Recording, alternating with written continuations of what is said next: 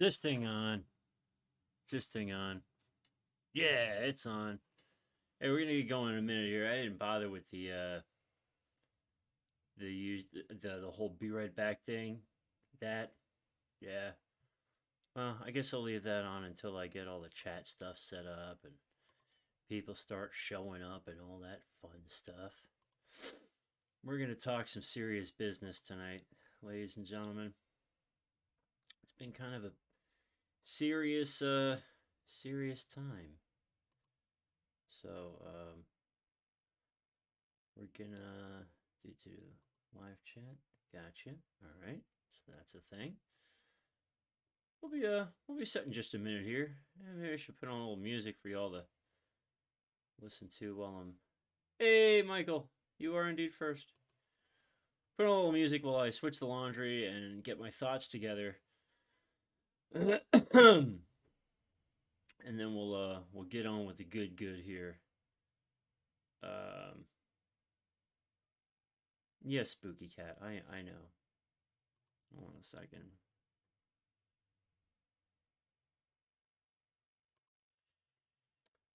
I know. Okay.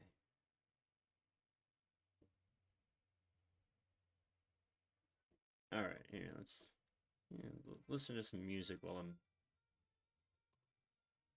getting things squared away here quick. I'll be back in 2 shakes of a lamb's tail and we'll get going.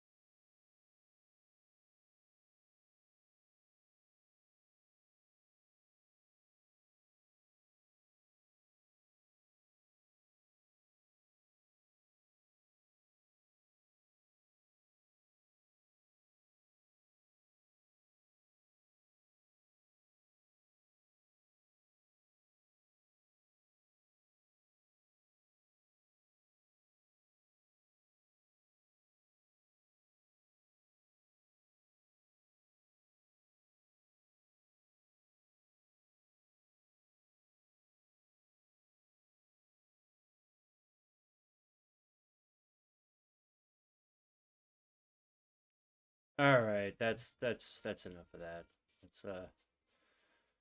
Let's get this party started, shall we? Who's here?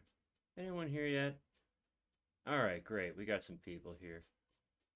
Hi, here we are. Welcome to Orthodox Review, the most uneducated educational program here on the internet today. I am your host, the guy with 1.5 thumbs, and I'm getting really, really intimate with the microphone. Dryer sheet, anyone? Yeah, I've been watching a lot of content with people that use these microphones, and the general consensus is you got to get really, really close to it in order to get picked up in a normal fashion. So I'm going to hang out back here and be loud. So if at any point, and you're going to notice me, I'm going to keep looking over here because there's this thing where the microphone likes to just, and so, oh, what is that? Hold on a second. Oh, yeah. Yeah, you know what? You all know about the PayPal link, right? It's it's in the description. Just prayerfully consider helping the show, will you? So that's a thing. Make it a little bigger, a little more in your face. So yeah, we're gonna talk about the monastery tonight. So, I was going through my stuff, as I do from time to time, and I came upon this. This is kind of a diary. It says scrap notes, but pretty much I was jotting down my thoughts during my time at the monastery. And we've touched on it a little bit over the years about my time there, and people keep asking, does this thing even do anything? What if I just... What? I got noodle soup over here, man. Noodle soup. Yeah, so just hold the microphone like this. So I'm constantly watching the mic levels over here to make sure the microphone's not cutting out. So forgive me. So anyway, that's tasty. I cannot sit here and hold this microphone like this the whole time. My live streams are never, ever, ever, ever anything close to professional. So any hoosers. So yeah, so I'm going through my stuff, and I find this little notebook, and I start, like, because at first I couldn't remember what I wrote in it, right?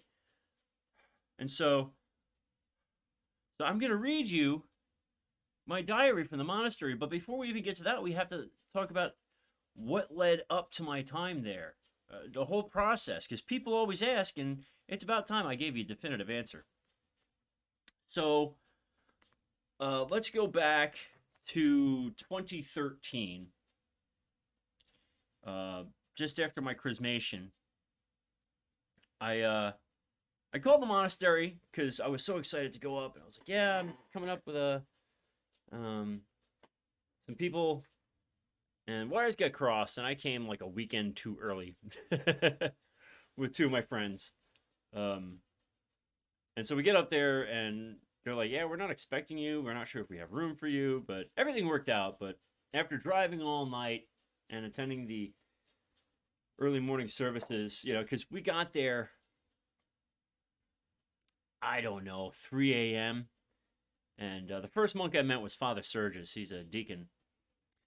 And he comes down with, I don't know who was with him, but at the time I had this 1978 Oldsmobile Omega. So we're down at the bottom of the hill, and we're outside the gate, and I'm just kind of like lounging on top of the car, looking at the stars, trying to get some sleep. The other guys are in the car sleeping. And here comes Father Sergius on one of those, it's not a golf cart, it's like one of those gas-powered, like, farmers have them to, like, get around properties and stuff. And he's got this deer spotlight, just shines into my face.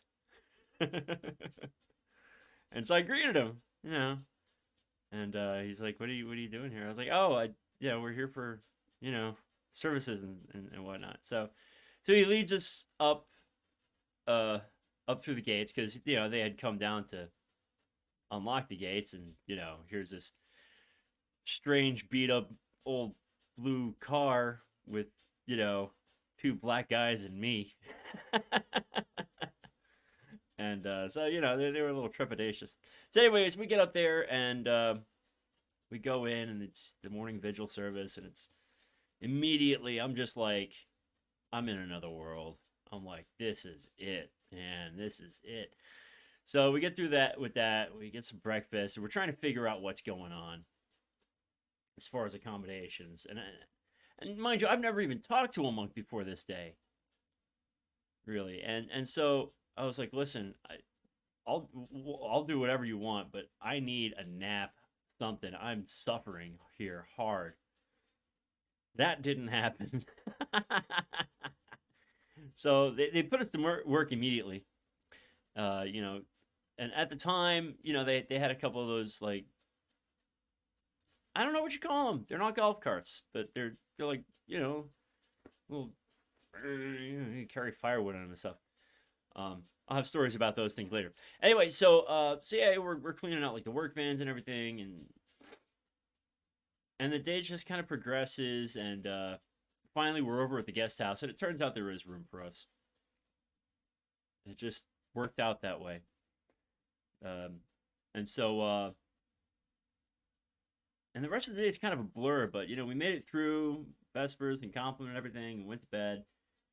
And like the next 2 days were just kind of a blur of just getting work done and going to services. And I was like, this is what being a monk's all about? Like, this is friggin' rad. Now, providentially, now at the time, Bishop George was still the abbot of the monastery. He was not there at the time. This was before he was appointed as a bishop in Australia. And so Father Seraphim, who's the abbot now, was the igumen at the time, and so he was kind of running the show. And this, of course, is after his cancer treatment, so his beard's already like thinned and shortened, and he struggles to get out of his Kelia. And so he's outside of Trapezo one day after the meal, and I think it was the day we were leaving, or the day before. He was like, "Oh, hello." And I was like, "Hi, I'm Raphael. I'm from St. Basil's down in Wilmington." And he's like, "Oh, what do you do for work?" And I was like, "Oh, I'm a cook." He's like, "Great, you can stay."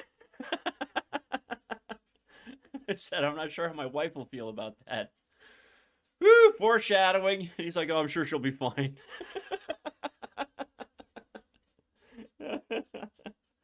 So anyway, so that was my first brief experience at the Hermitage of the Holy Cross, and man, it really left a mark on me. And of course, some of the monks that were like Father Tikhon, who to this day I love that man in ways that don't make sense. A great monk, a great guy. Father Anthony, who he wasn't on oxygen back then. Father Andrew, the old Irish monk, who, again, had some great experiences with him later on that we'll get to. And Father Sergius, I wanted to start a Father Sergius fan club when I got back. He's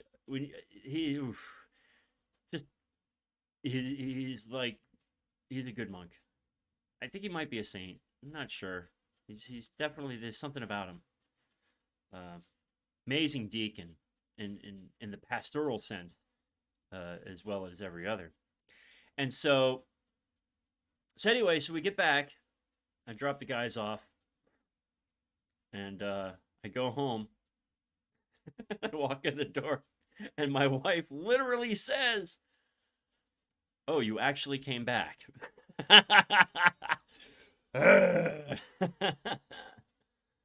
And it was only a few months after that she was like, "You need to get the hell out of the house." And I was like, okay. And our marriage was over at that point. And anyone of you that knows any of my story, you know how far down into hell that journey went. "Oh, bonjour. Comment allez-vous?" And I go back. And this time I go back for a week. And at this point, I'm living in a camper down in Sunset Harbor, North Carolina. Technically part of Bolivia Township. Look it up on a map. Cozy little spot. And, I've got Brendan the puppy with me. And, well, not at the monastery, but he's at home. And during that visit is when I started to ask questions. And I said, I'm in the process of a divorce. I've always felt called to some sort of service in the church. When I was a little kid, I wanted to be a priest so bad. And it wasn't until I became Orthodox that I realized that no one in their right mind would ordain me. But the monastic life had always had an appeal to me. From an outsider looking in, mind you. And they were like, "Well, you're doing the right thing. You're spending some time here. But if you're serious, we'll have you come back and spend more time." Okay. And so it was also at that time that I met my dear friend Lazarus. Lazarus is around. At that point, he was just like me. He was trying to figure things out. He's a deacon in the church now. But when so it was, yeah, it was several years ago this week that I was there, and it was him holding this beautiful icon of the resurrection that's in the church there that um, Father Andrew had painted. And one of these days, I'm hoping they'll have a reproduction of it, because there's just something about it's in the eyes in that icon. But I digress. So, experiencing winter for a week at the monastery was beautiful, because it had been forever since I'd had snow in my life. So yeah. And so a couple months later, I go back for a couple weeks. And I spent a couple weeks there, getting into the rhythm, doing the work. And right away, some issues started to pop up. I was still nicotine dependent at the time, though I was not smoking cigarettes. So that got to be a bit of an issue, but we got through. But I was staying in the cell. So there's a pole barn that in the bottom of it you have the bookstore and the Bath and Body Shop and shipping and all that. So it's all in that pole barn. And above, there are 4 cells. When you go up the stairs, there's 1, 2, 3, 4 cells. Now, on this trip, Father Tikhon was not there. And no one would answer any questions. They just said, Father Tikhon's not here. Okay. So anyway, so I'm in that first cell when you get up there. And it's cold. It's cold. And had a great time. Just, they stuck me in the kitchen. Where else are they going to put a cook? And got to know Father Macarius a little better.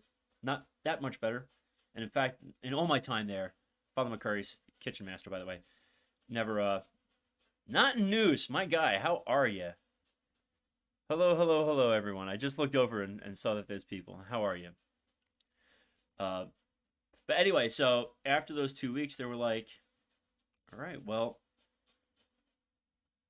if you want to come back and give it the real go, then you're welcome to.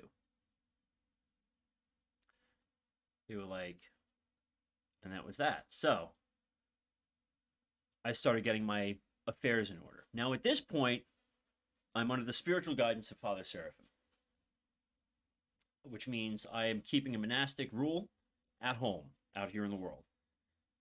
Full morning and evening prayers, canon to the Theotokos every day, Psalms every day, Scripture every day. And I took to it like a fish to water. I had no problem at the time. It was just like, okay, that's what I do. And so time passes, and I work for a beverage distributor at the time, beer and wine. And I tell them when I get the job, I'm like, listen, in a year's time, I'll be done with this, and I'm going to live in a monastery. Okay, fine, cool. And so that's what happens. And then, so the day I leave for the monastery, that was a hard day. So at that time, here in Wilmington, we're holding the diocesan convention for the Orthodox Church in America Diocese of the South. And so, so Father Gabriel, the now Father Basil, Father, there was one more. My memory is sketch. I don't know. I love those guys, so they're the ones I remember. Anyway, so they were in town, and they had a little booth at the convention, to sell monastery stuff. And of course, they're going to bring me back with them. And consequently, this was the consecration and first service in the new church building that we have at St. Basil's now, with the with our at the time newly elected Bishop Alexander. And we didn't even make it through the liturgy. Father Gabriel was like, all right, guys, you want to get out of here? I'm like, all right. So we get in the car, and they stopped for fish sandwiches at McDonald's on the way. And no, I'd spent the previous evening with them at the hotel, which means the previous day I'd said my goodbyes to Seth, who was my roommate, my friend at the time, and my dog. And I had given away everything. I'd gotten rid of everything. I left a few things behind with Seth. I left him some pipes and was like, here, you can sell these at Smoking Pipes. It'll fetch you roughly this amount of money. And then all my books of poetry that I'd written over the course of my life. And I was like, yeah, you can keep them. You can throw them out, whatever. But my record collection, I gave it away. Guitars, gone. A lot of clothes, gone. A lot of books. So many books, gone. And a few boxes I had shipped up to the monastery. Father Peter paid for shipping on that. So that I'd have, like, some of the books that I would need while I was there. And actually a couple nights before that, the night before, I'd gone out to dinner with my family because my brother was getting married like a week or two after. They were in Mexico. And yeah, my mother and... Sorry, I'm trying not to cry. I've never talked about this part before. Can you make your own incense? Of course. I don't know how.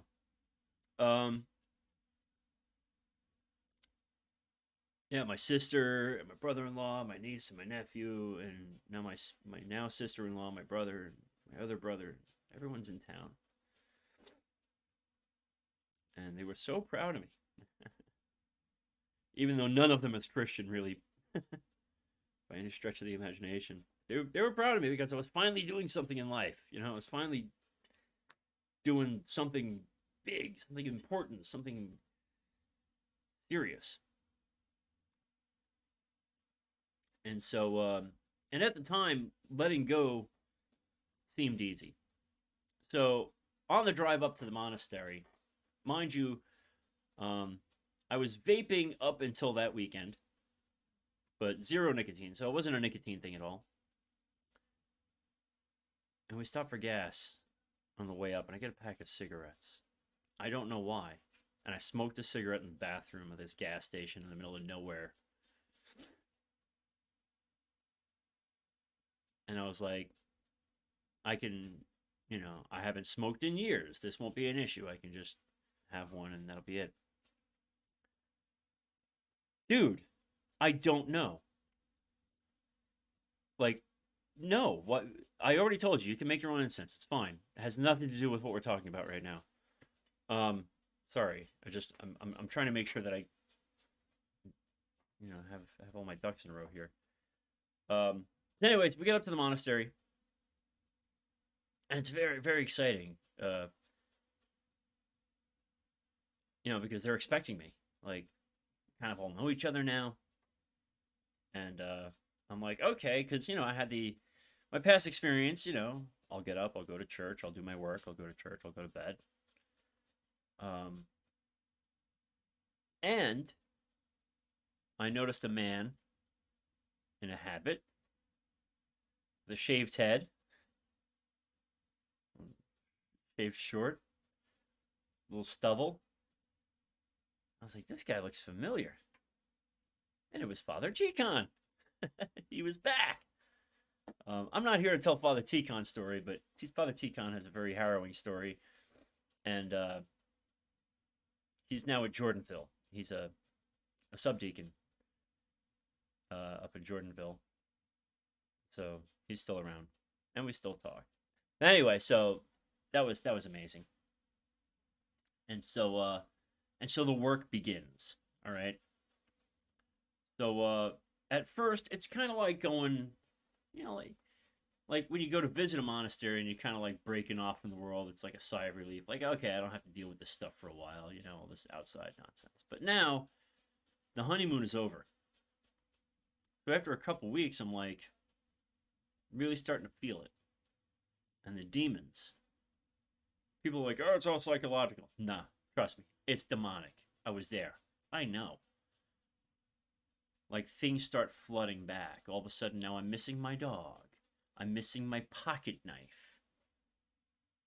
Pocket knife, really? I am just struggling hard with smoking. Like I'm bartering with day workers for cigarettes. Like fucked up shit. And I know I'm like I've been yelled at for cursing during videos, but sometimes I think it's the expression in those profanities really expresses the severity of the situation. And I think just then it was justified. So anyway, time passes and I'm struggling.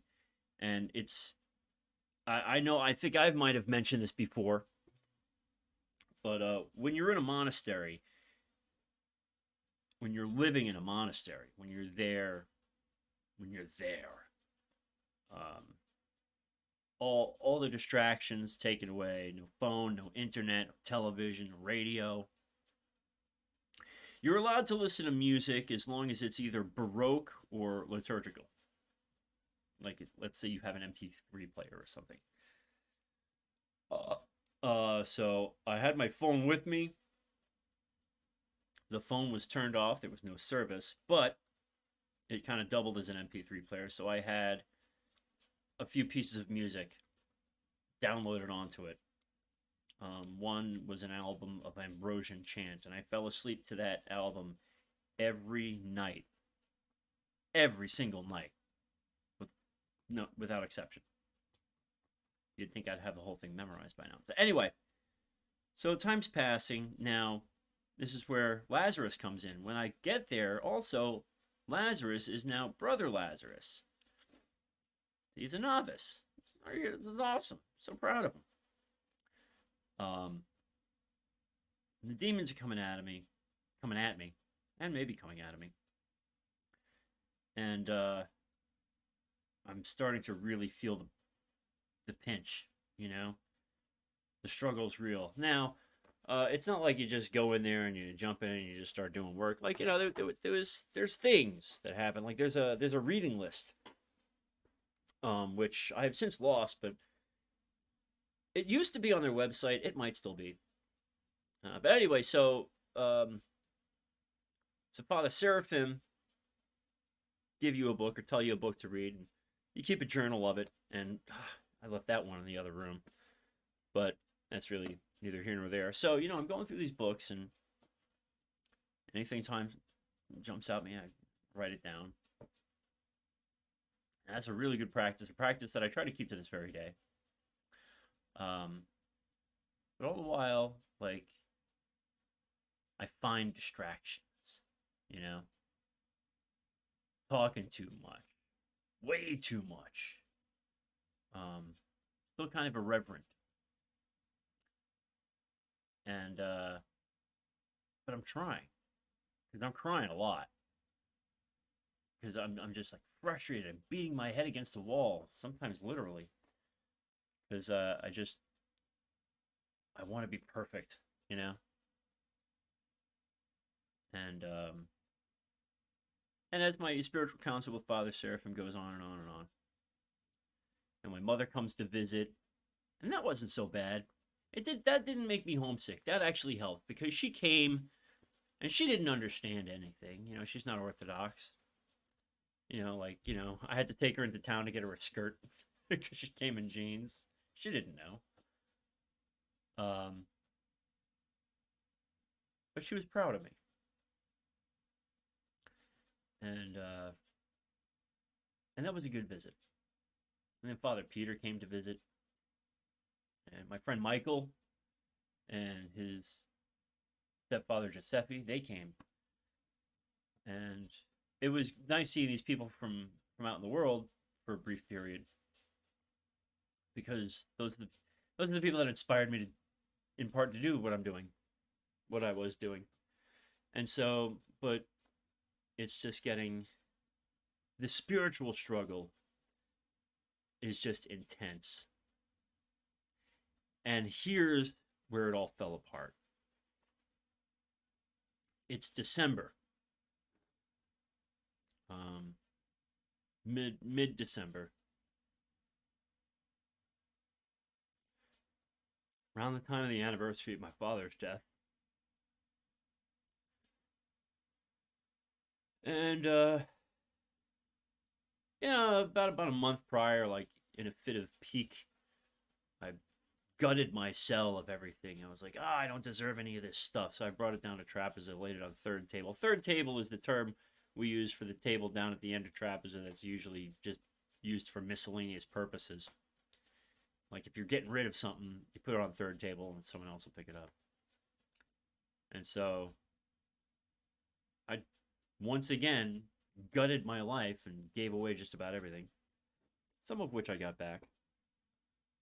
Anyway, so we get to December, and now there's a couple, and I have their names written down in a prayer book, that had bought the house that was on the property, on the monastery property. So they're going to live at the monastery. And they're lovely people, awesome people. And they liked me a lot. I liked them a lot. And I got along with just about all the monks. So there was no problem with me and the other monks at all. There was a problem with me and me. I'm a problem. So just one day I'm just struggling hard. And I'm at my wit's end. And I go to Father Seraphim crying. And I say to him, Father, I'm in over my head. And I said, I thought I was here for all the right reasons. And I've been, a couple of the monks had said to me when I talked to them about it that, hey, they didn't think they were there for the right reasons anyway, but it worked out, God's providence, this, that, the other thing. And I said, part of me ran away to the monastery because I couldn't make it in the world. I wanted someplace safe where, my mom wouldn't have to worry about me anymore. And I wouldn't have to be a burden on other people anymore. But I'm in over my head. And I don't know what to do. And Father Seraphim took that to mean that I couldn't do it. And so he said,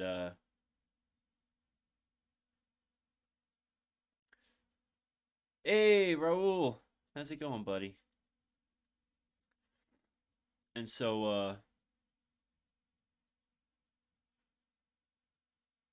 that was it. My time was over. Without any protest on my part, which I should have. Or maybe not. Who knows? Is God working through me in this channel? I don't know. So, so that was it. Arrangements were made. And I was to return to the world.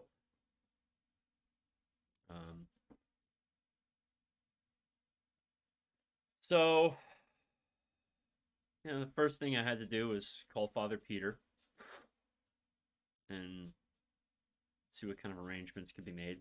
Told him I was coming back to town. And then I had to call Seth, my friend, my roommate. So I call Seth. He's like, hello? I was like, hey, Seth, what's up? He's like, who's this? He says, it's Raphael. And he goes, bah! And he hangs up the phone. Like, okay. Call him again? Nothing. I've not spoken to him since. From what I understand, he moved out to California with a dog. Became some sort of sad boy rapper. I don't know. He looked up to that Bronson dude, that British criminal. So, I don't know. I know he loves the dog, though, so I ain't worried about the dog. But I was still pretty upset about that at the moment. But because that was gone, now I had no place to go. So Father Peter arranged for me to stay with a parishioner until I got back up on my feet. Um,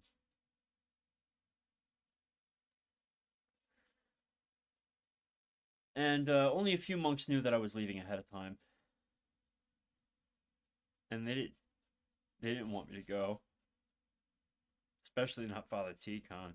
Although Father Tikhon, for the longest time, was trying to convince me to go up to Jordanville with him. That life there is a little different, the rhythm is different, and he still tells me to come to Jordanville. When I was talking to Father Peter here's was it a week ago? I was talking about that with him. And he's like, well, maybe you should try it. I'm like, maybe I should, I don't know. But so when the big announcement was made the day that I was leaving, a lot of what I perceived to be disappointment. And it was rough. And so Anthony, who is an awesome dude, another friend for life, we still talk. His mother lived in Wayne Township, and he worked part-time at the monastery. So his father lives down here in North Carolina. So he was going to drive me to Wilmington and then drive back up to Raleigh or wherever it was, stay with his father for a little while for a visit. And so with my tail tucked firmly between my legs, I came back to North Carolina, here to Wilmington, and started all over again. And now it's 5 years. 5 years. 5 years.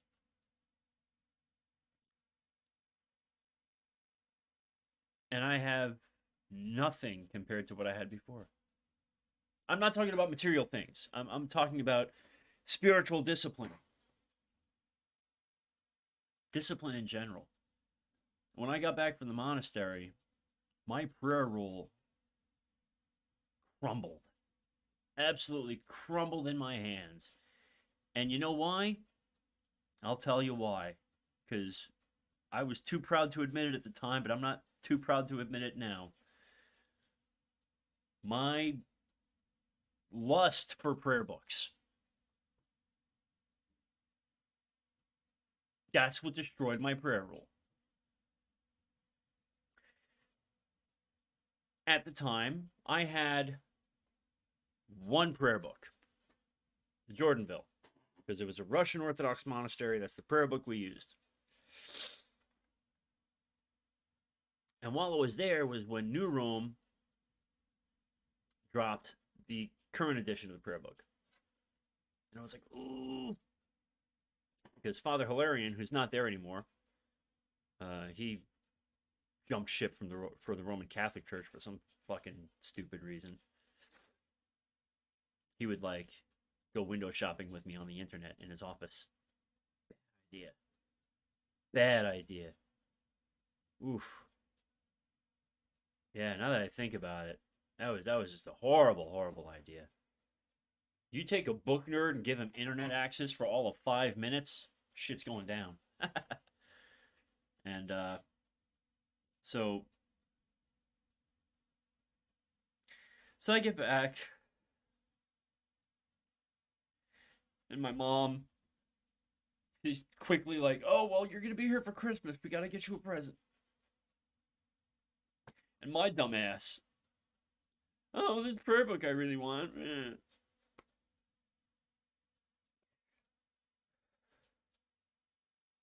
God, I can't imagine the heartbreak she experienced with me coming back into the world. And there it was. For Christmas, she got me the New Room prayer book.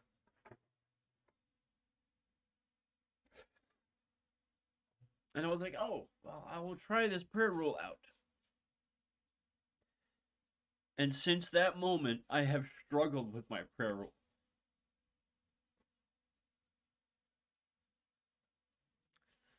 a rule that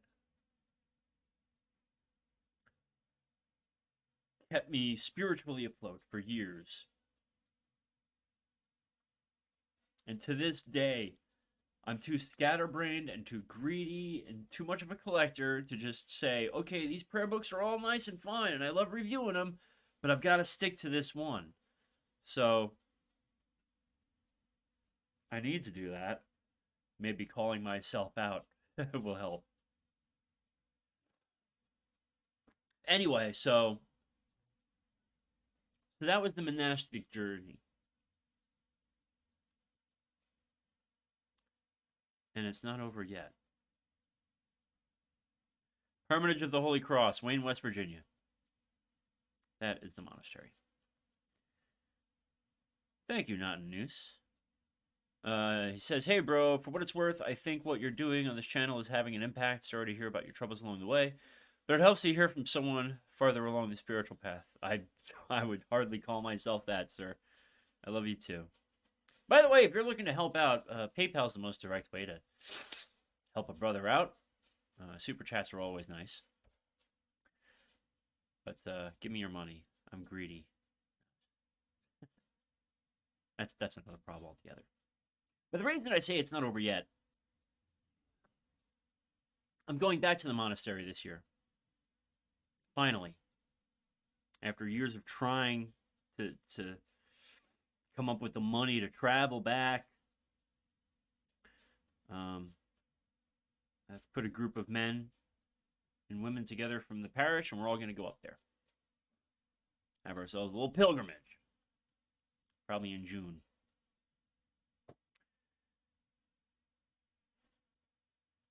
Did I get a chance to talk to Father John? He has a cane.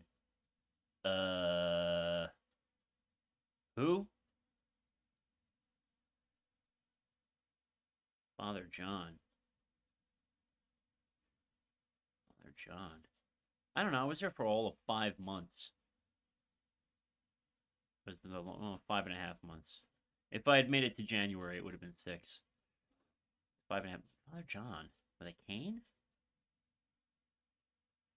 I don't think there was a Father John with a cane there at the time. If there was, then I've completely lost the memory. What was I talking about? Yeah, so we're going up there in June. Will I stay? Doubt it. I don't think they'll have me. But it will be nice to go back. I don't know that I'm monk material. I'm too crass and too set in my ways. You know, one of the things that Father Seraphim talked to me about was how the older you get, the more difficult it gets to change your disciplines and to subject yourself to obedience. And he's not wrong about that. I mean, the older you get, the tougher it gets to make those changes.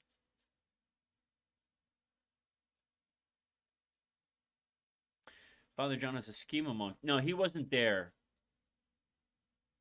I don't think.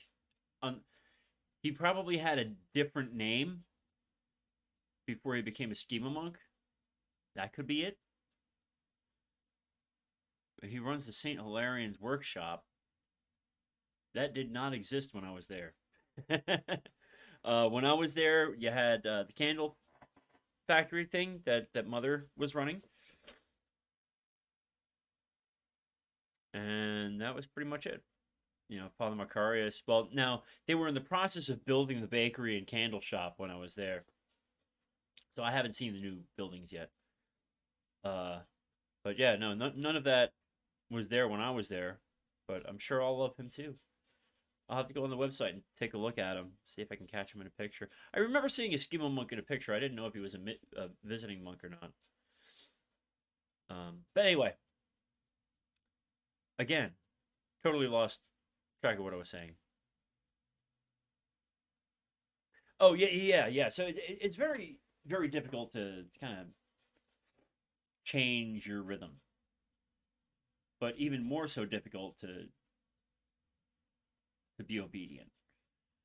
Obedience, I struggled with a bit. Changing the rhythm, not so much.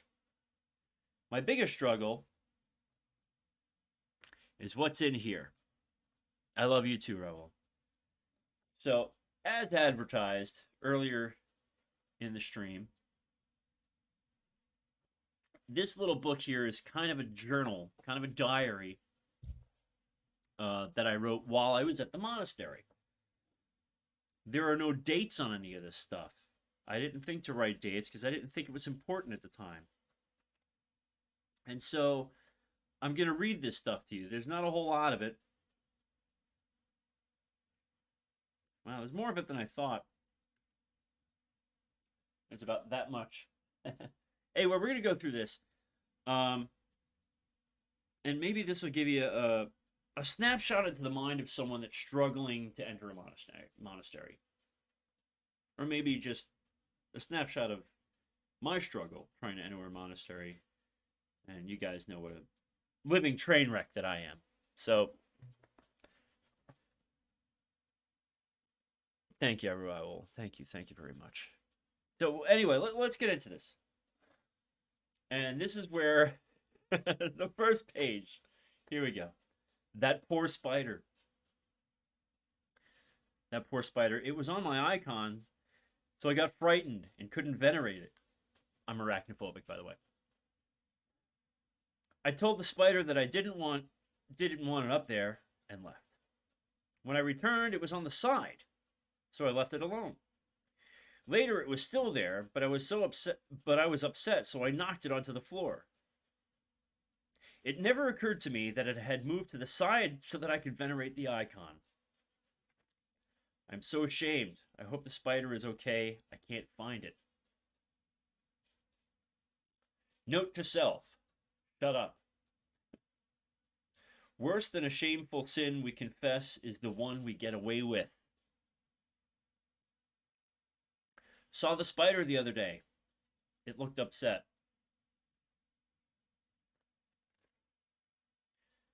Suddenly can't get my dog out of my mind. Emotional exhaustion, crying almost uncontrollably. Still wanting cigarettes or a pipe or some other sort of smoke or vapor. Want to punch Father Tikhon for being upset over Names Day meal. There's a story there. I detest the heat and humidity. Can't sleep for more than 2 hours at a time. That persists to this day. What keeps me here? Love of Christ? Fear? Pride?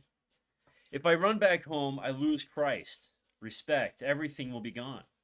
All I'll have is a dog and my shame. Did I box myself in? Yes. Was it intentional? Yes. Is this the greatest pain, fear, and madness I have ever felt? Yes. Is it a demon or is it me? Puppy withdrawal sucks ass. I fucking hate myself. That's what I wrote. I don't want to leave. I just wish I could have brought a few things with me. I would have brought the dog, a better pair of shoes, and that nice lightweight shirt I got for church. I'm afraid of failing here and going back into the world with my tail between my legs. Anytime there's a break is like a new entry, by the way. I can't concentrate. I struggle to pray and read during the day sometimes. Why am I not asking Jesus for help? How stupid am I? Why is it so easy to weep for the old man and for the pain of that death, and so difficult to weep for my sins today? Brother Edward said he had the same experience at the ski. Interesting. Be more intentional with blessing. Take it more seriously. Spend more time in Scripture. Minimum 1 chapter per day. Mean it. I get defensive and angry when approached sometimes. I get paranoid when I think people are looking at me funny. I killed the spider.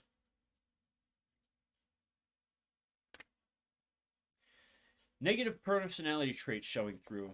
Being rambunctious. The demons tell me to run. I gotta be me. If I wasn't so lazy, I wouldn't have caught Brother Nicholas cleaning up old produce on third table. Father Macarius has it rough. And then a recipe for quiche that we used. So many things own me: passions, memories, addictions. If my prayer was sincere and my constitution strong, God would deliver me. O God, make speed to save me. O Lord, make haste to help me. I get distracted, wondering what others are thinking and praying for. Sometimes I can hear the angels singing in secret harmonies with the choir. When I sing along, Father Joseph corrects me. Unfortunately, I sometimes treat a prayer rope the way a child treats a new toy. Super excited at first, using it with renewed zeal, but then fizzling out. Other times, I view it as if it were a new pair of shoes. A new rope reinvigorates zeal for prayer, though you're sad to see the old one off to the side, and the break-in period is often odd. And monastic recipe for banana bread. I might have to post those. Wouldn't it be nice to have unshakable faith? To experience all that I have and to then never doubt? That would be nice. The demons continually fill my mind with questioning thoughts, overanalyzations, and skepticism. Buggers are annoying as all get out. Lord, I believe. Help my unbelief. They ask me if I think I'm taking this seriously enough. Anything to make me run. Lip service. Not a shred of real piety in me. My faith is a disgrace. I'm the worst sinner here, if not for anything else, for my lack of faith, than for my lack of faith. My conscience is like a madman's. I fear the judgments of men and not the righteous and eternal judgment of God, who alone is Lord over all and judge of all. Strange dreams. Can't remember too many details, but they involved a lot of death, sorrow, pain, and uncertainty. Does being proactive oppose monastic obedience? That is, the bureaucracy of asking a blessing seems to counter the speedy nature of proactive action in situations where timeliness is key. That's a terrible question to ask in retrospect, by the way. See, that's me being willful and mindful of myself. Anyway. There are spaces between services, reading, obedience, and sleep, short moments where I'm left to think, and it is in these times that I get homesick or doubt or feel restless. But I know this is only temporary. Father Seraphim Aldea said that if you can imagine a life doing anything else, you're probably not a monk. No matter my sin or temptation, no matter if I have a cigarette or miss the dog or have a daydream of cruising or any other passing worldly temptation, I could still not imagine myself living out my days anywhere but here. Sure, I can daydream about visiting family or friends here or there, but in the end, I always end up in black.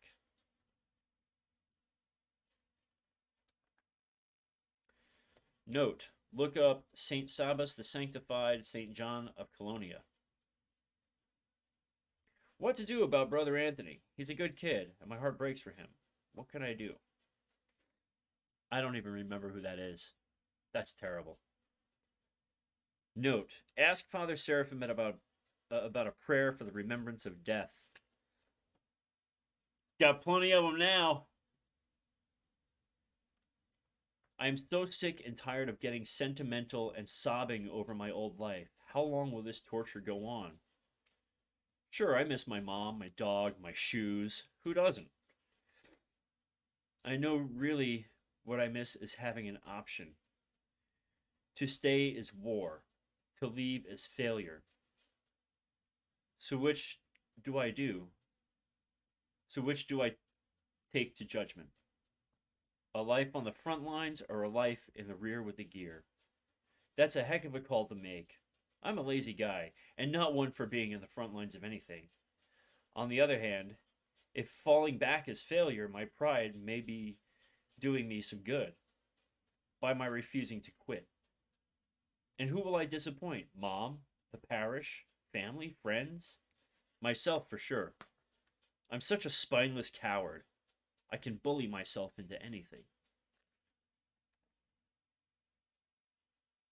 My lack of contrition is appalling. I can smell the decay in my flesh. I have no real sense of duty or obligation. Obedience is a foreign idea, and I can't help one to save my life. I can't keep one to save my life, let alone my soul. The simple passions have such a hold on me, I haven't shed a tear for my sins.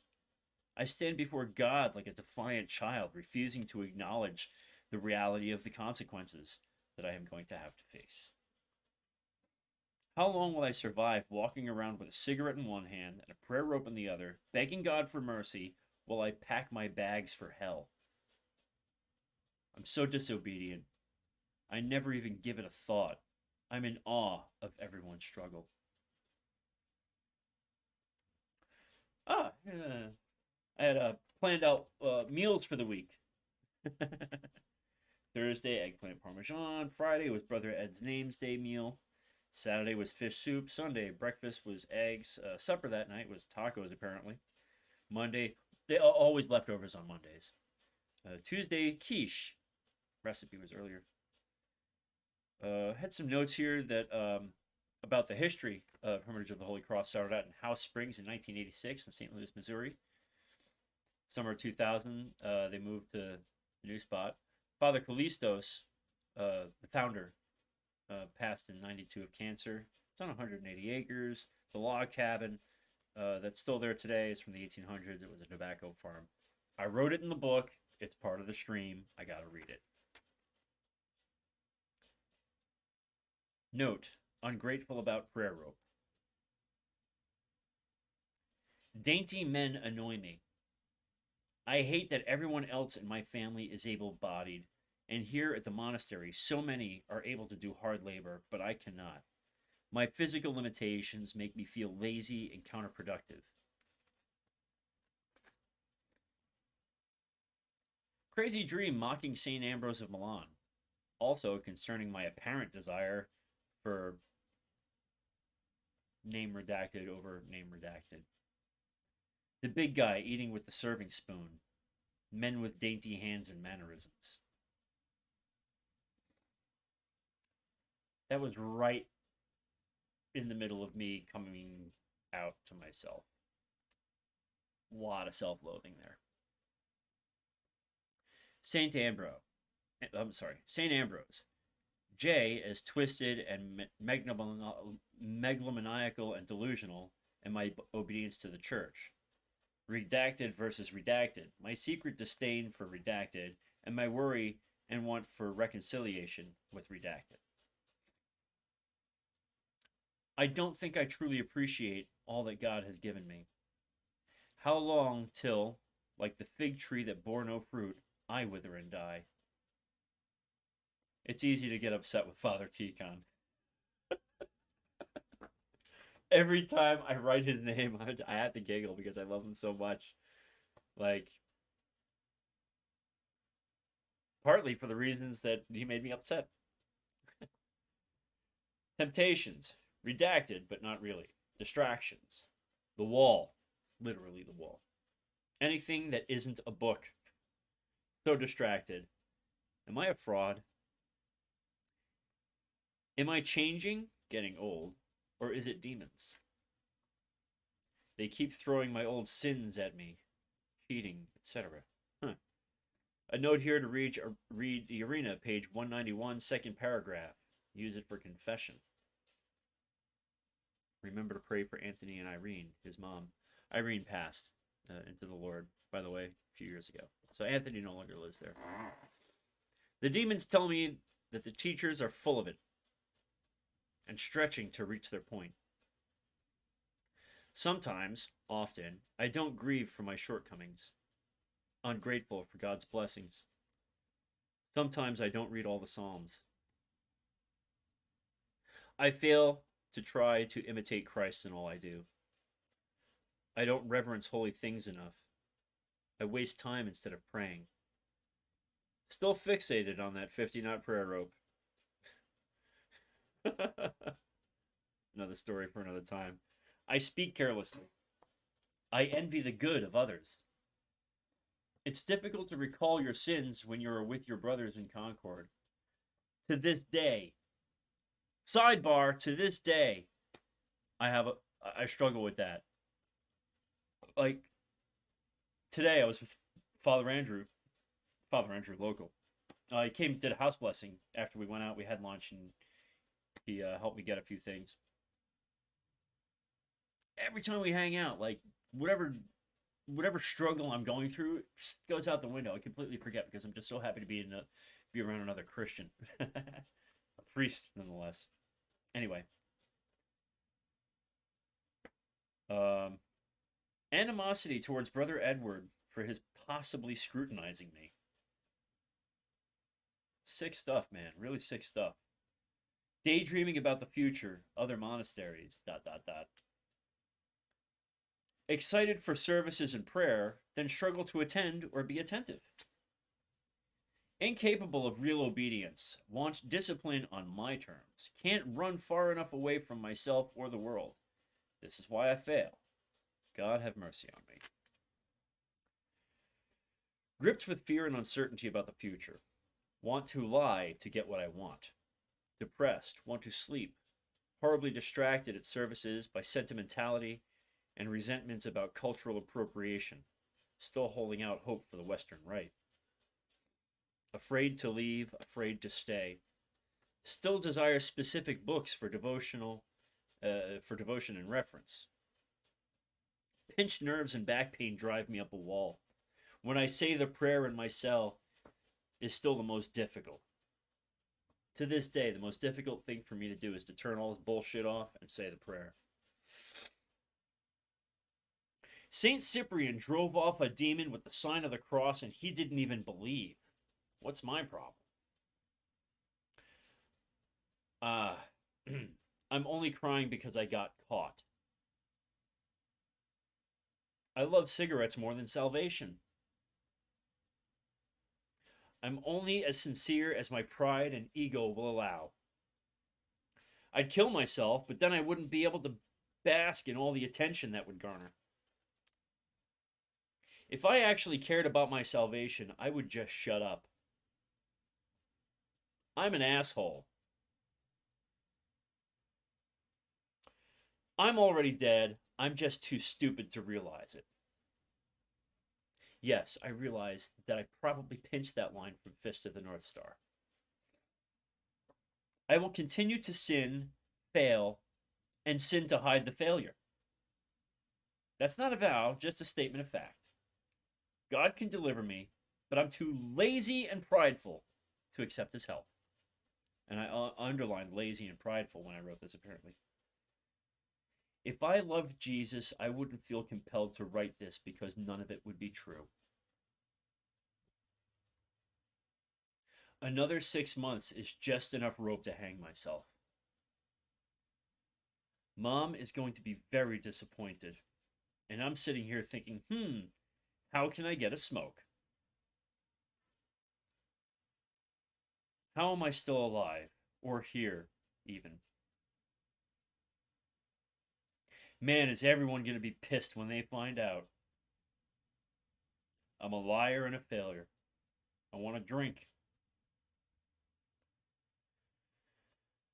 I was disobedient in the world. Why did I think things would be any different here? Easily annoyed by rudeness and generally haughty attitudes. Quick to judge because of it. Intolerant of lack of common sense, absent-mindedness. Quick to judge, quick to anger. Spiteful, lack humility. How can I know if I'm sincere? Am I doing work for Christ? If not, then from whom or what? Read The Shepherd by St. Ermas, circa 140 AD. St. Perpetua, circa 203 AD. I don't even know why I wrote her name down. I suppose I should go look her up. I wrote a note here on 3 books, I guess, that I was going to check out of the library. On the Incarnation, Hymns on Paradise, and Divine Eros. Consequently, I have all 3 of those books in the other room right now. Divine Arrows, number 3, page 48. That's it. The last thing I wrote in this book. What is that? Yeah. Divine Arrows, number 3, page 48.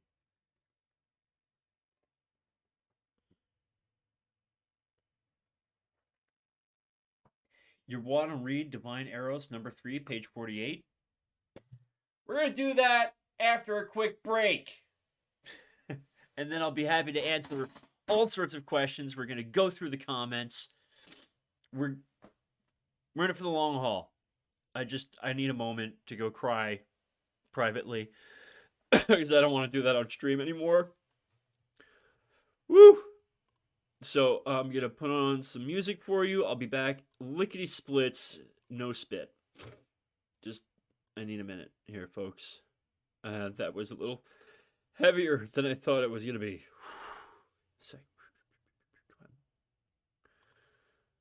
Come on, come on, come on. I need some of that good royalty-free music. There you go. Be right back.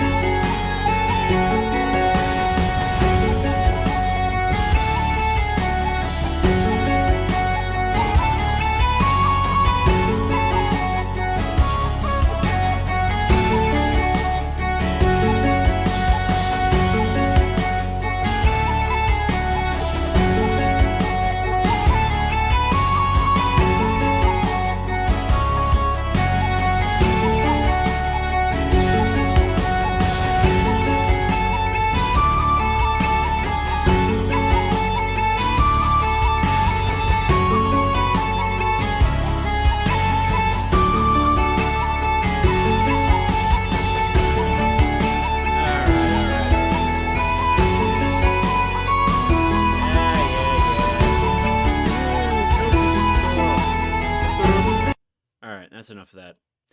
So, okay, we're back. I got my copy of Divine Arrows here. So we're going to look at that. I bookmarked what we're going to look at.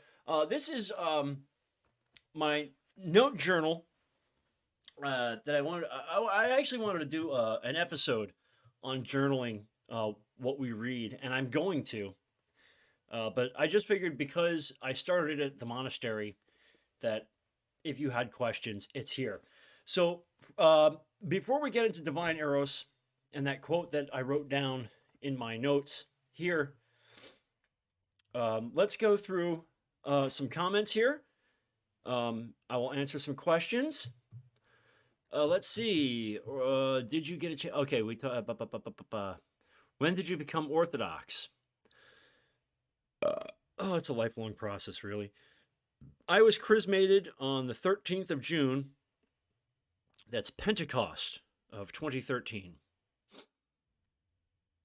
So it'll be 10 years this year. Was Father Damascene there? He was at the skeet at that point. I love you too, Raul. Try a strict monastery. It might help. Holy Cross is less strict in certain aspects. I don't know. They were pretty strict. Things might have actually relaxed since I left. Ben, God bless you. Well, thank you, Ben. God bless you. Is your mic set softer for some reason? No, it's just a really crappy microphone that you have to get really, really intimate with in order for it to pick your voice up. I've been having a hard time hearing you, and I just assumed it was on my end, but I just checked another channel, and it was clear. Yeah, my microphone sucks. And it's a Yeti. It's a Yeti Nano. I picked it up on sale. Not long after I moved in here, I had some money at the time. I was actually making money at the time. And so, yeah, but I need to raise enough money to buy a better microphone. Or actually, I'm thinking of, this is a pipe dream. I'll never have this kind of money. I'm okay with that. But getting a GoPro. So many YouTubers are using GoPros, and the built-in microphone sounds flippin' amazing. Meanwhile, I have this little setup here, and it just sounds like garbage. So, anyway, if you're looking, hold on. Yeah, if you're looking to help out the show, there's the information down below. PayPal preferred. Channel memberships are cool. You get early access to content. Patreon is always a nice thing. Early access to content there. One-on-one conversations. We have a Discord server. Click the link below. Get up on in there. We can talk more about stuff. I'm around. There's some weirdos in there. I'm not going to lie. You know, there's some people in there that are probably going to annoy you. But you know what? It's all good. Thank you for sharing your monastic trials and tribulations with us, Raphael. I have often wondered what the trials the average monk struggles with, and it's helpful to hear your thoughts. I don't know if my thoughts are typical or not, but I'm glad you got something out of it. Glory to God. So, anyway, Divine Eros. The hymns of St. Simeon, the New Theologian, which, oh,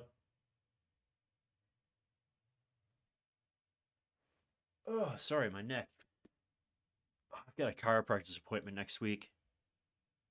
So yeah. When you support the show, you help pay for medical bills like that. Things that'll keep me able to keep me doing the show and going to work so I can, you know, pay rent. Anyway, so how is there cat hair in this? Anyway, so yeah, hymn 3 on page 48. There are 15 verses. And this is the last thing that I wrote in my little monastic journal before I left the monastery. What is a monk, and what is his practice, and to what heights of contemplation he has been raised? The monk is one who is not mixed with the world and always converses with God alone. Seeing he is seen, loving he is loved, and he becomes a light mysteriously shining. Being glorified, he seems all the more a beggar, and belonging, he is like a stranger. O marvel, that is in every way strange and inexpressible. On account of boundless riches, I am a poor man, and possessing much, I seem to have nothing. And I say that I thirst through an abundance of waters, and I ask, who shall give to me what I have in abundance, and where shall I find what I see each day? And how shall I grasp what is both within me and outside the world, for it is entirely unseen? If anyone has ears to hear, let him hear. and truly understand the words of an illiterate. Yeah, that was the last thing that popped into my mind before leaving the monastery. And so I wrote it down. Divine Eros. Listen, I'm not the biggest fan of the popular patristic series on account of poor translations and a bunch of non-orthodox writing long diatribe uh, essays, these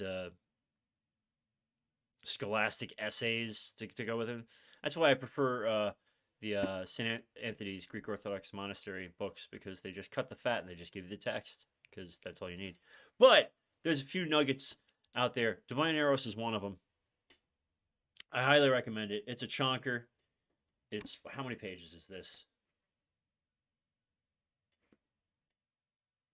Yeah, 419 pages if you're including, front to back all the way to the glossary. But yeah, it's I've after all these years still have not read all of it.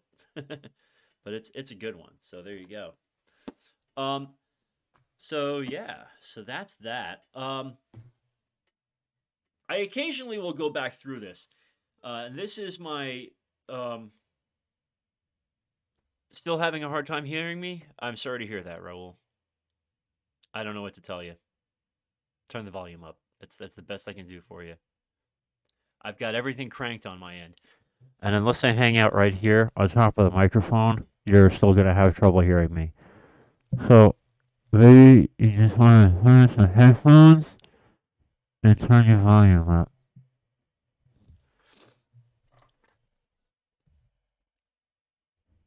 Huh. Yeah. Oh, I made extensive use of the photocopier while I was there.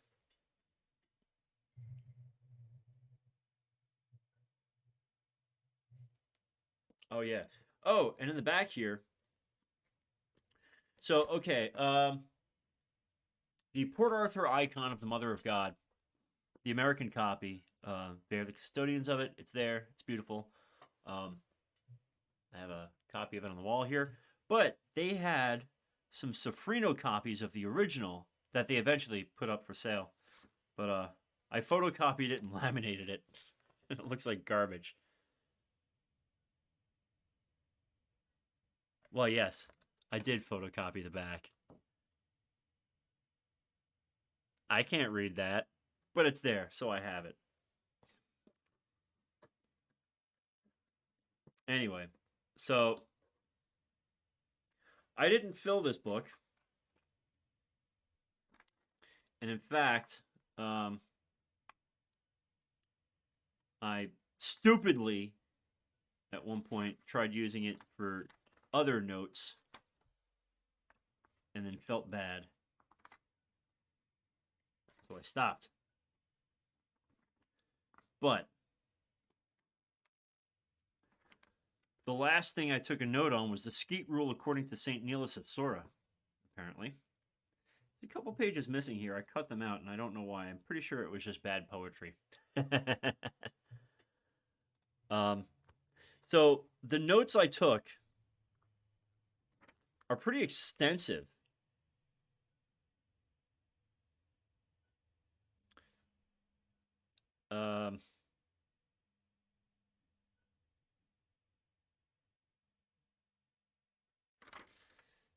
And I think I actually started this before I went to the monastery. Maybe not. So the first one was Abador Theos, Discourses and Sayings, which is a great book to have. It's readily available on Amazon. It's published by Cistercian Publications. They publish all sorts of books that you've probably read. Oh, by the way, this is the next review I'm doing. By the way, that's why it's on the desk here. Like Give Us a Word, Sayings of the Desert Fathers. They're all published by Cistercian Publications under the. Anyway, so yeah, there's a lot of really good pre-schism books that they've done wonderful jobs with. But yeah, so Abador Theos of Gaza is required reading. It's the first book Father Seraphim will have you read. And pages upon pages upon pages of notes on him.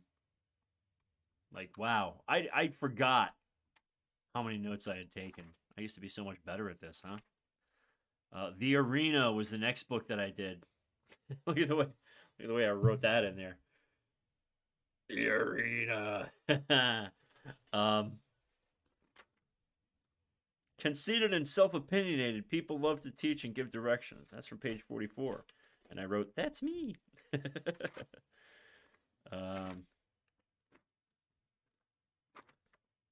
On the Prayer of Jesus by St. Ignatius Brianchaninov. Now, there's two versions out there. Father Seraphim prefers a specific translation, and he has his reasons.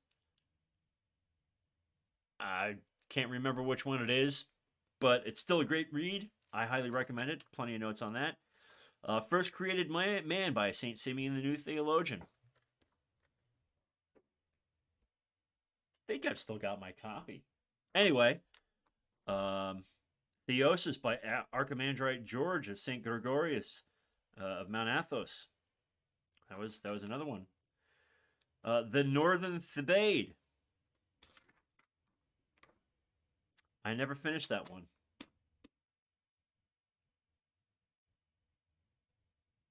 Like, literally no notes on that, really. I think at that time I was just sick of reading. I wanted to take a break. I was like trying to force myself through. Now, I've read a lot of books since then, but I've not taken notes on them. What I've been doing is just writing page numbers in the back of the book, and on the page that I'd numbered, I'd highlight things. And my intention was always to sit down and transcribe them into a notebook, because that's the best way to really commit them to memory. But I don't remember writing a damn thing in there, so it just goes to show you, unless you're rereading things, you're not really getting much out of them. But it's still something I need to start doing. Let's check back in with the chat. Thank you for sharing your monastic trials and tribulations. Yes, we got that. I'm still having a hard time hearing you. Raul! Now apologize to everyone else. Forgive my ignorance, but is that Saint Veronica with the icon not made by hands? Where?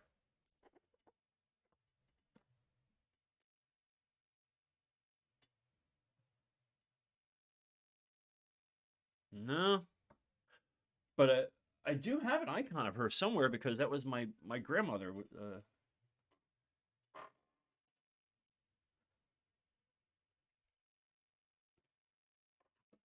My grandmother's name was Veronica, so I've kind of got a thing for her. I know I've got an icon card of Saint Veronica around here somewhere, but no, you most certainly did not see one anywhere on screen.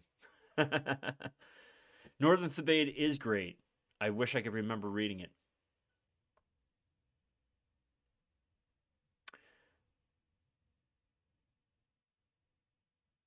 Oh yeah, it is the Mendelian. Yeah. Oh, you were talking. Yeah. Okay. So. Yeah, you're talking about this one here at the beginning of the book, right? Yeah, that's.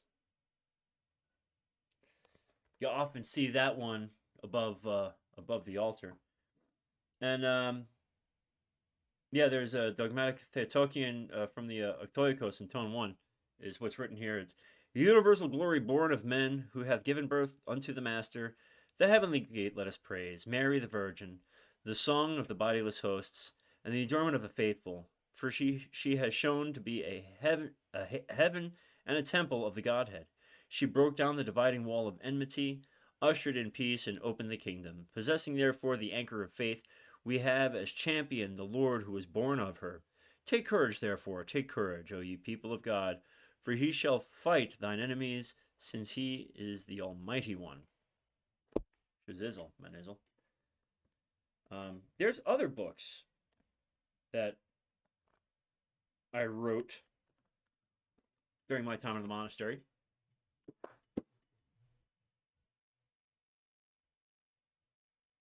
I think it's on the shelf right there.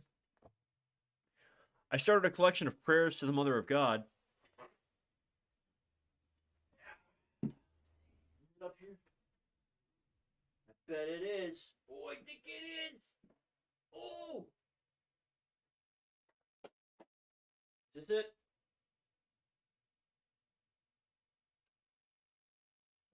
Nope.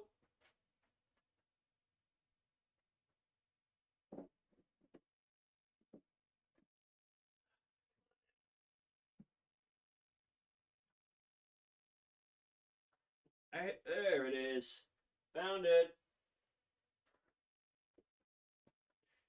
Found it.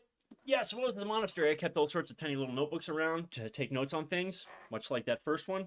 Now this one, it's this tiny little notebook here that I had this decal, puppy little decal that I put on there. Work happy, popping. I don't even remember where I got this little notebook, but check out the stitching on that sucker, man. Woo-wee. Anyway, so I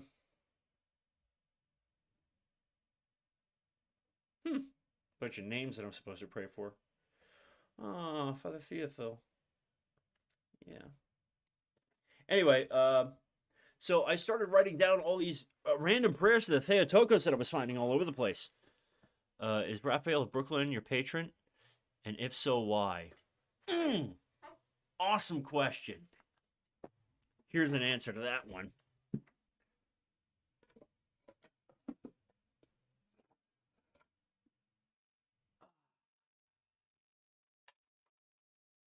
Rejoice, O Father Raphael, adornment of the Holy Church. Thou art champion of the true faith, seeker of the lost, consolation of the oppressed, father to orphan and friend to the poor, peacemaker and good shepherd, joy of all the Orthodox, son of Antioch and boast of America. Intercede with Christ God for us and for all who honor thee. Yes, Saint Raphael of Brooklyn is my patron saint. I love him to bits and pieces. Why is he my patron saint? Story time again. Let me put him back over here. I have two icons of him. This one that I just showed you came from Legacy Icons. But the first icon I have of him is actually up here in my prayer corner that my godfather gave me at my chrismation. The reason I chose St. Raphael of Brooklyn is because his name was St. Raphael of Brooklyn. So, as a catechumen, I had to start thinking about patron saints. And Father Peter Robichaux, yeah, he really knew how to get to me. Because converts love exotic names. Don't you? Don't we? Whole lot of Ticons and Seraphims and the like out there. Yeah, Oshawott, what's up? And at first I was like, I wanted to be Vladimir because that sounds cool. And the Father says to me one day, did you know there's a saint from Brooklyn? Because he knew I'm from New York. I'm like, I'm listening. He said, St. Raphael of Brooklyn. I was like, I like the Ninja Turtles. And I like Brooklyn. All right, I'm in. And so I did a little reading on him. And was like, all right, based, first Orthodox bishop consecrated on U.S. soil. That's good enough reason. I was like, he's the Bishop of Brooklyn? I mean, he's a saint, right? He's a heavenly intercessor. His name's Raphael. I'm looking to get rid of Adam. He's an asshole. Yeah, let's go with that. And so initially, that's how St. Raphael of Brooklyn was. I chose him. He chose me. He was chosen for me. I don't know, but he's my patron saint. And I truly fell in love with him after the fact. I've read his life numerous times, and not all of it ever sinks into my head. But if you ever get a chance to read his life, and I'm not talking about a Wikipedia article or the Orthodox Wiki article, go out, get yourself. Where is it? You kidding me?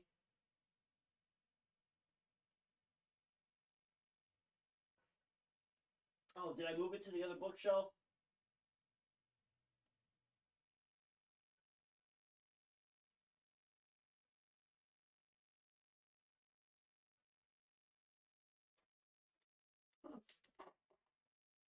I've been reorganizing my books. I put the Lives of the Saints out on the other shelf. I'm sorry. Anyway, yeah, you can get a copy of his life. It's not expensive, and it's a great read. When I tell you that this man worked tirelessly for the church, it's my assertion that the man worked himself to death for the church. He was the most pastoral pastor that ever pastored. Traveled almost unceasingly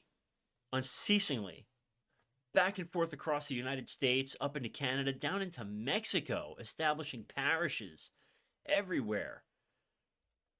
There's a parish on the Yucatan Peninsula that's there to this day that he established.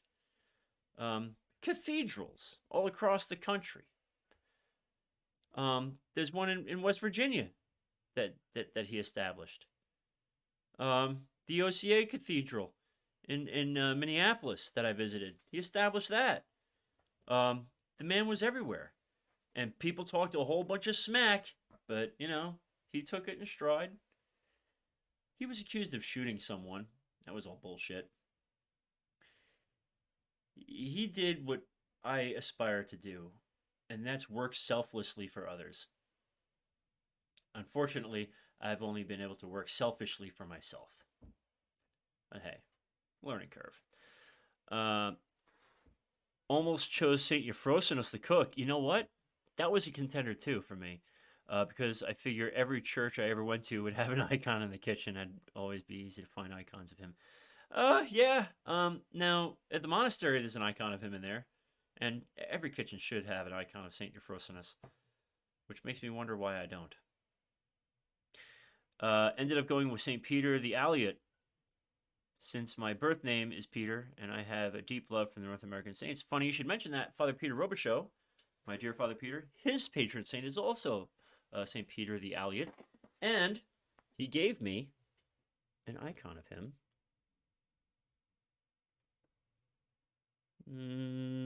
Right there. There he is, St. Peter the Alliot. And for those of you that don't know, St. Peter the Alliot is an Aleutian Orthodox Christian who were the first American Orthodox. And he was murdered by a bunch of Roman Catholics for not refusing to convert to Catholicism. So remember that the next time you're feeling a little ecumenist. All right. Cathedral in Minneapolis is beautiful. Yes, St. Tikhon. Oh, right on. Yeah, Saint Raphael and Saint Tikhon are like two peas in a pod. Let's see. St. Euphrosynos also showed great patience in his life. Probably the one thing I need to work on the most. Yeah, I'm right there with you. St. Euphrosynos was also notable for shutting his mouth. Something I definitely need to work on. Oh, yeah, but so anyway, these prayers to the Theotokos. And I filled a little over half the book.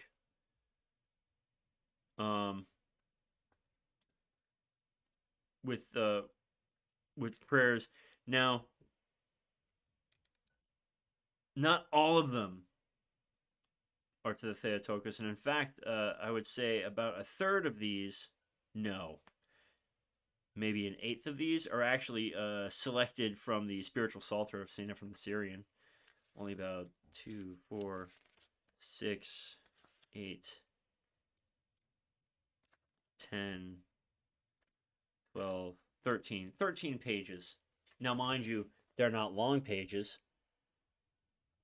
Are from the spiritual Psalter. But there are some just awesome prayers that I found, and I'm still finding more. This show has afforded me the ability to collect prayers from all over. And someday, maybe someday, I will finally complete the book I've been working on all these years, the Book of Uncommon Prayer. The first one in here, and this is the one that kind of started me off. 2, 4, 5 pages long. I wrote the Salve Regina in here. this particular translation because at the monastery, and this one's for all you Western Rite haters, you can go just suck your thumbs. Every night at the monastery, at the end of Compline, after venerating the icons, they sing Salve Regina. Save us, O Queen, Mother of Mercy, our life, our hope, and our sweetness save us. We exiled children of our ancient Mother Eva, cry unto thee mourning, sigh unto thee weeping, in this present valley of tears. Yeah, that one. I found this list, and it said on it the 5 prayers, and I was like, "What is that? 5 prayers to the Theotokos." And so I wrote those in here. I got some funeral hymns in here. It's just so even as far back as when I was trying to become a monk, I was collecting prayers. I don't know what's in this one, but funny story from the monastery. So they have like a supply closet in the library where you can get pens and paper and all that stuff from when you need it. And they found like these government surplus products. Like these are the damn Federal Supply Service. Doesn't get much more utilitarian than this, but man, they hold up pretty well. I'm trying to remember if I wrote anything interesting or useful in it. Oh, well, here's a list of saints. Alban, Ambrose of Milan, Ambrose of Optina, Pope Leo of Rome, Leo of Optina. I don't know why I wrote these in here. I don't know what that's all about. Aidan of Lindisfarne, Paisius of Athos, Paisius Bilichakovsky, Ignatius Brandon, Ignatius of Anatole, Boniface of England. Yeah, I don't know. Ye Old Temptations. Oh! It's... Oh, okay. Wow. Oh. Yeah, this is my list of sins. And more. Oh my goodness, I forgot. This is part 2, yo. Oh, check this out. Wow, I'm so glad I found this just now. Ye Old Temptations. Non-monastics move in, want to run further into the woods. Violence. Want to punch, kick, and scream. Respect. Think, consider, listen. Smoking is not an answer, but neither is coffee. I hang on to resentments the way Jewish mothers hang on to their sons.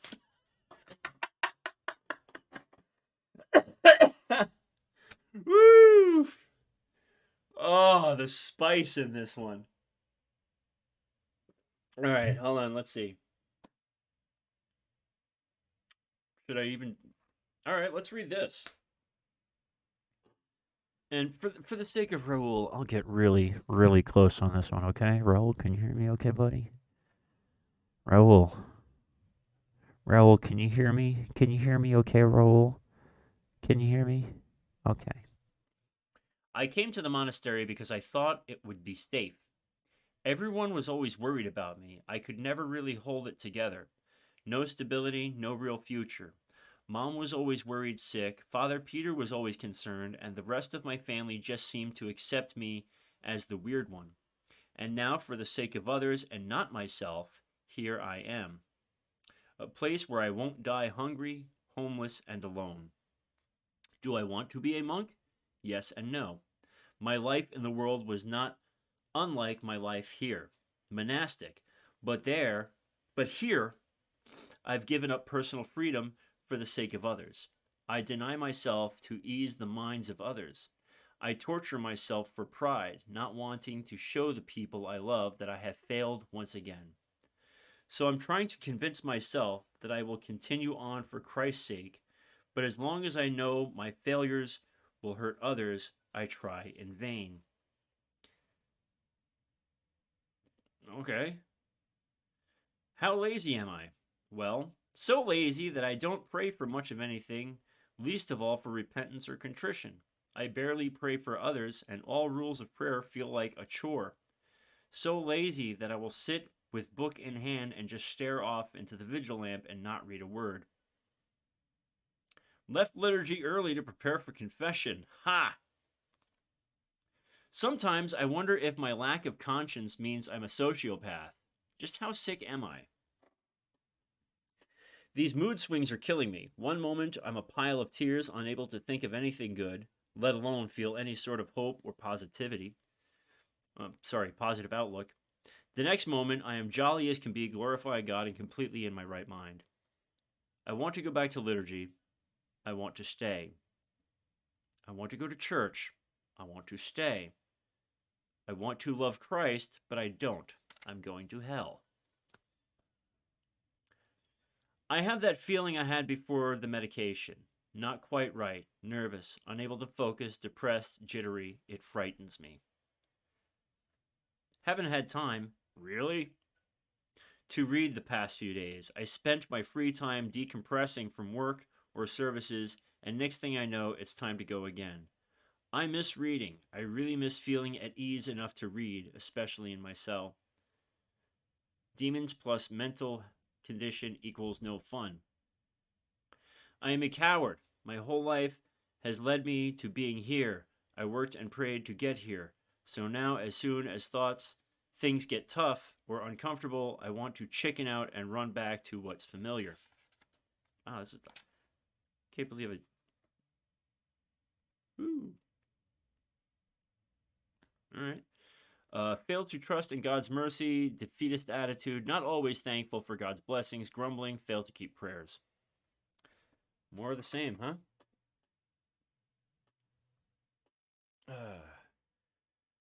I don't always try to imitate Christ.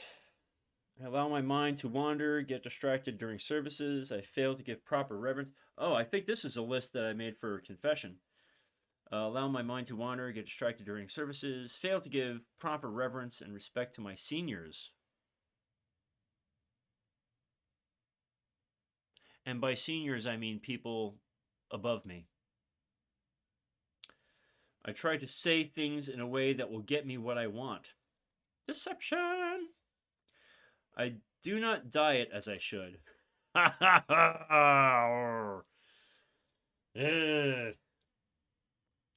Ergo, unhealthy living. Get angry at others, harbor negative thoughts about my brothers. Lazy bones, I sit around, I waste time, especially at night when I can't sleep. I think about stealing little things. I lie about insignificant things. I speak carelessly. I gossip, ridicule, especially Father Macari. I don't always look for the good in people. Envy, jealousy. I envy Father Tim and Father Peter's cassocks every time I see that someone got a new book. Always wishing for things I don't have. I don't look forward to God as much as earthly things. Constantly confused, scared. Think of going someplace else, then want to beg to be a novice, then want to run away. Repeat.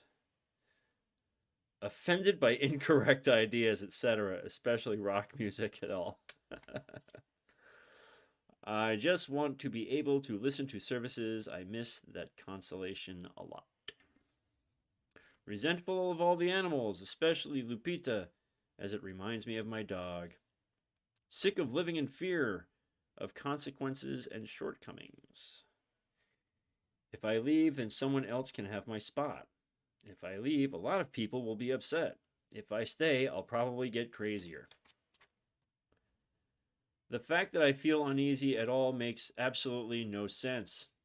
If this is my war, smoking, dogs, whatever, then why can't we just let it be my war? Why do I have to live in the shadow of fear of defeat? Foot fungus, record services, pottery, woodworking, mundane things I need. Oh, geez. And so here's a list of things that I had to get when I came back to the world. None of which were actually useful. And then there's, work schedule, song lyrics. John 6:26. Clearly speaking of the bread as his flesh, and that the feeding of the 5,000 was indeed the Eucharist of his body.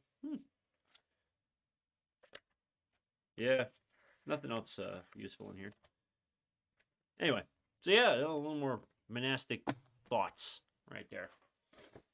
How long have we been at this? Wow, hour and 45 already.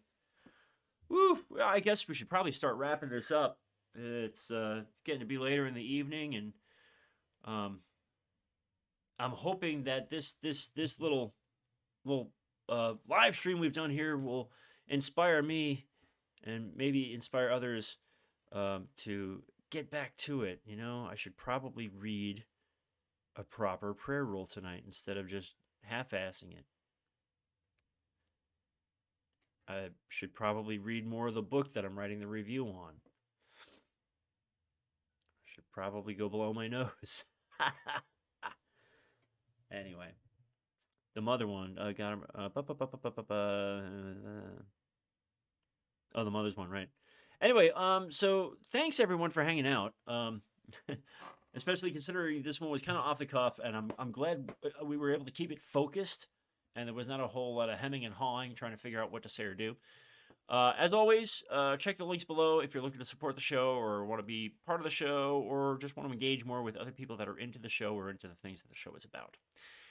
Discord's a thing, PayPal's a thing, the Patreon's a thing, going to church, saying prayers, and remembering God is a thing. Most important thing, the one thing needful, is to give up. Anyway, so yeah, so lots of cool stuff in the pipes. We're going to be doing an episode on the Celtic monk, which I got to tell you, I was talking about it with Father Andrew earlier today. It's going to be a great episode, a lot of cool stuff in there, very early Celtic monasticism stuff, just kind of mirrors the Desert Fathers, and it's really cool. We're going to be getting into all sorts of fun stuff. So stay tuned, stick around. You know, we're not done yet, apparently. And thanks again, everyone, for supporting the show and spending your hard-earned money on this absolute dumpster fire that we call Orthodox Review. Thank you again, especially for all of your prayers, because I'm pretty sure that's the only thing keeping me up right now.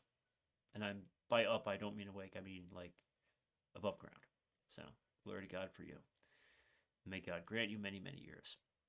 And on behalf of Spooky Cat and myself, it's always been a pleasure. Don't forget to go to church, say your prayers, and remember God. God bless you all. And we're going to catch you very, very, very soon. Hopefully this new review will be ready within the next few days.